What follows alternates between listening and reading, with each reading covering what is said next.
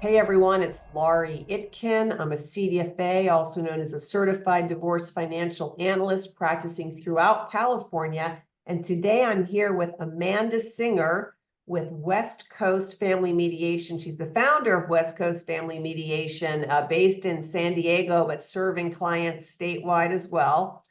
And I've worked with Amanda for probably a decade now. We were trying to figure out how far back that's been. And I think we make a really good team for clients. And so I'd like to introduce Amanda to tell you a little bit about her mediation practice and how, even though she is also a CDFA, why often she recommends clients pull me into some of the work that she does as a mediator. Welcome, Amanda.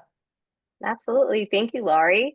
Yeah, so as a mediator, we're working with clients for their whole divorce process from start to finish.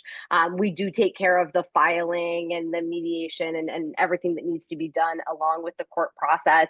And as you mentioned, I am a CDFA. I am also a licensed attorney, but my practice focuses solely on mediation. And, for me, having my CDFA, and gosh, I've had it for a long time now, was about having that education that I think far too many attorneys and mediators don't have around the financial issues related to divorce, because they're not teaching that in law school, even if they are teaching community property. And so for me, it was important to be able to understand that.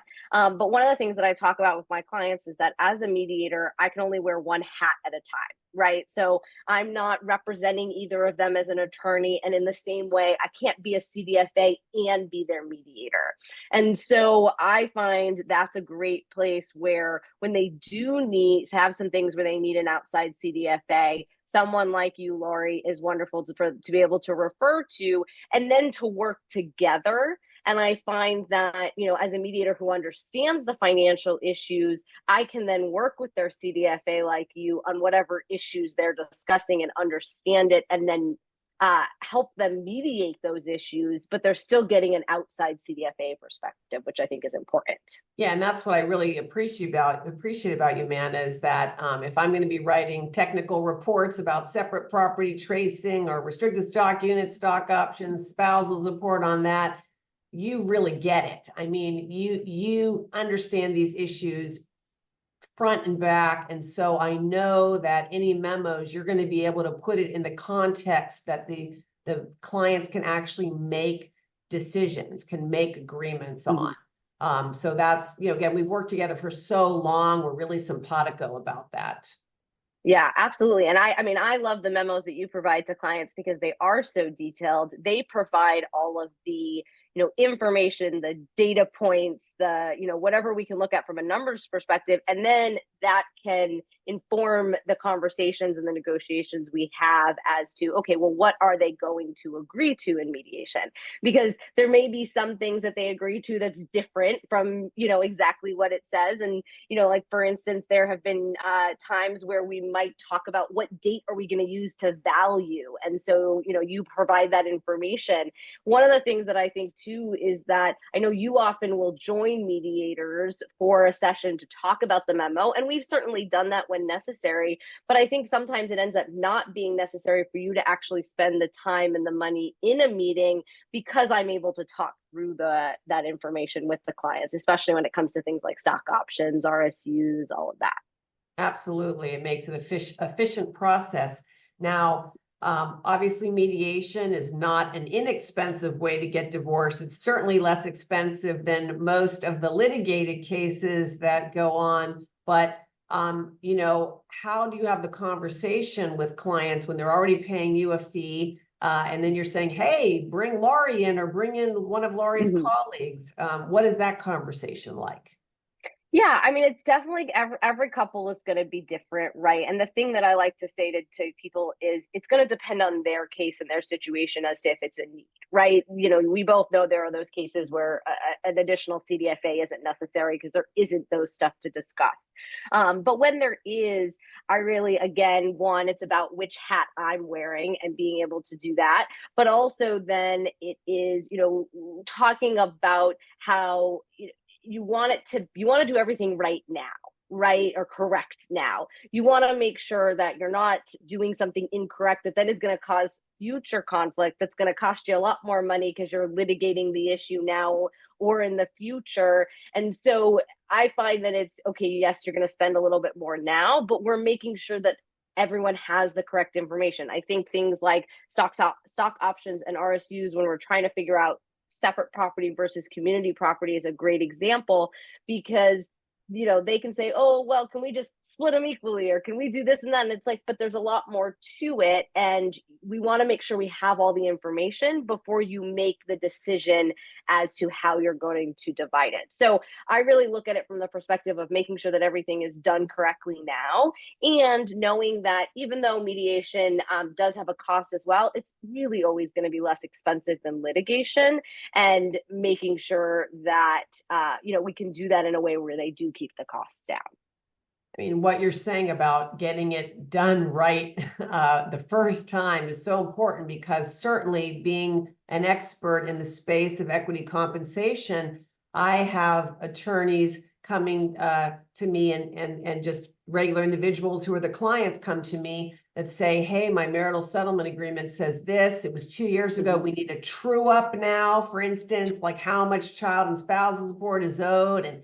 And when the MSA is written either incorrectly or leaving information out ambiguous, particularly with tax issues, how am I supposed to true this up? And then it takes me hours. I mean, I had a case where I had to bill the gentleman $4,000 to do this. And then his ex-wife didn't trust my report because I worked for him. So she had her CPA review it, and she complained it cost her $4,000. Oh my God. So here's $8,000 later. Had we just been with Amanda Singer in mediation the first time around, Yeah. I mean, these are real experiences that occur.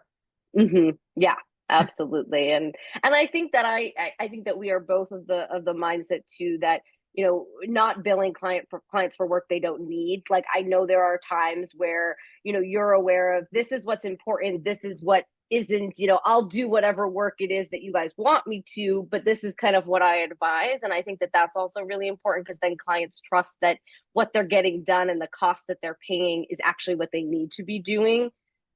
Absolutely. Well, you and I are both so busy that we don't need to rack up more billable hours. We want to provide the best quality service and not overcharge. We charge what we're worth, but we will charge for the time that's required, not extra stuff if it's not necessary. Now, for some clients, they want the extra stuff. They want the detail, and I absolutely respect that. But for others, and you as the mediator are going to be able to assess what they feel is fair and reasonable and equitable in the meetings, because you have the hat of being the neutral mediator. Sometimes as a CDFA, I'll come in also as a neutral, but also you may recommend to a client who feels less financially confident, less financially literate, that they can spend time with me, maybe reviewing the notes from the mediation session they had, the data, and getting them more up to speed about what all this means, what are their options for division, what might their future look like if they choose option A, B, or C.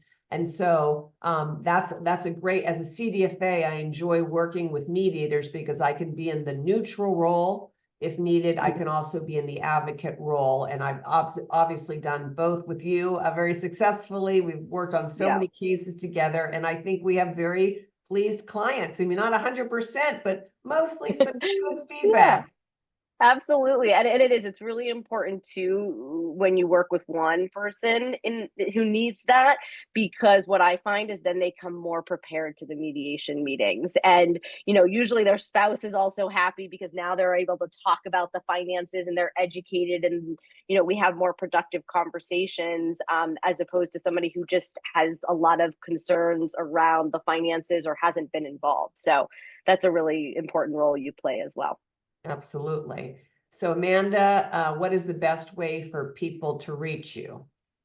Yeah, I'd say our website's a great place, westcoastfamilymediation.com.